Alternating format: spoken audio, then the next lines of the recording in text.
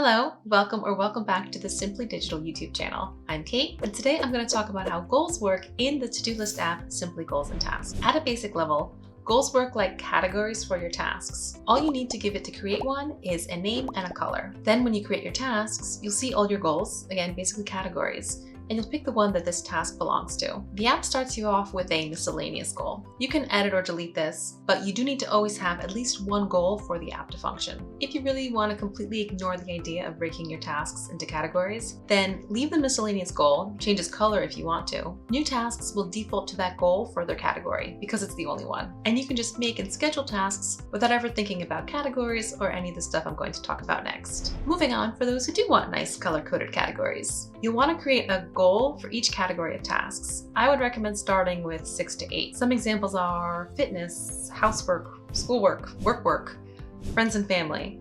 Anything you want to give or need to give your time to. Personally, I like the miscellaneous category for tasks that don't fit anywhere else, but I don't use it very much and could definitely also get by without it if I preferred it that way. So back to creating tasks. The second field here is for setting the goal, which again is basically a category. A task needs all of these things, but we try to use some smart defaults to make it easy to add tasks quickly. You can customize all these defaults and settings as well. For example, since we're talking about goals, the setting you'll have after a fresh install is to have it default to the same goal as it was for the last task you created. The idea is that once your head is in a certain mode, you're probably going to add a few tasks that all belong to the same goal. And if you haven't created a task yet, then it defaults to the goal that you've said you want to give the most time to. But more about that in a second. If you prefer to always have it populate with the same specific goal, then you can set that here in settings. Okay, moving on. Why confuse things by calling the categories goals? Well, they're actually meant to be goals that you set. Here you can say how many hours you want to spend on this aspect of your life, this category for your tasks, aka this goal. Again, you can ignore this feature and just leave these all at 0. Then they're just color-coded categories, which is also nice. I have another video that I will link to at the end of this one, go into the process of goal planning and deciding what numbers to put in here. Spending a little time on that process can be really enlightening, because if you just fill in how much time you wish you could give each of these aspects of your life, I pretty much guarantee you're going to overbook yourself more than 24 hours a day. Simply Goals and Tasks is designed like a paper planner, simply digital, pun intended. There are big advantages to being digital, not having to carry a book around, cloud backup, and your tasks are already in a digital format. So now we can calculate analytics on how you spend your time. Okay, that sounds creepy.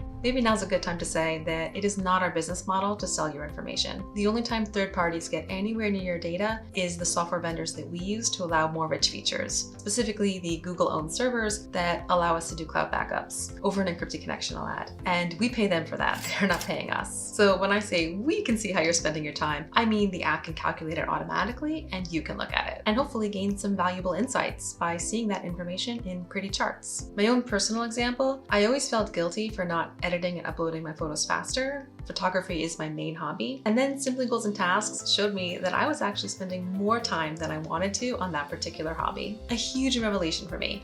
I stopped feeling guilty about not spending more time on that and actually refocused some of that time onto my business, which is of course a higher priority for me than my hobby. One last thing about goals for this video, you can collaborate on them. This goal detail screen here is where you invite other people and manage the members of a shared goal. Tasks that belong to a shared goal will also have an assign to field. And if you later decide to leave a shared goal, when you do, you'll have the opportunity to copy over your tasks into a normal not shared goal. But more about collaboration another time. So click through on the screen or down in the description below for the video I mentioned about goal planning. We're going to look at the hours in a week and decide what your ideal distribution of them is, like money in a budget. It's a quick, easy exercise that will change your life. Okay, maybe that's an oversell, but it will make it clear what your real priorities are and probably relieve some guilt you're feeling for not managing to fit more than 24 hours into each day. Thanks for watching. Please give a like if you found this video useful and a subscribe if you want to see more. Both of those things support the channel and are very appreciated. Well, goodbye, and I'll see you next time.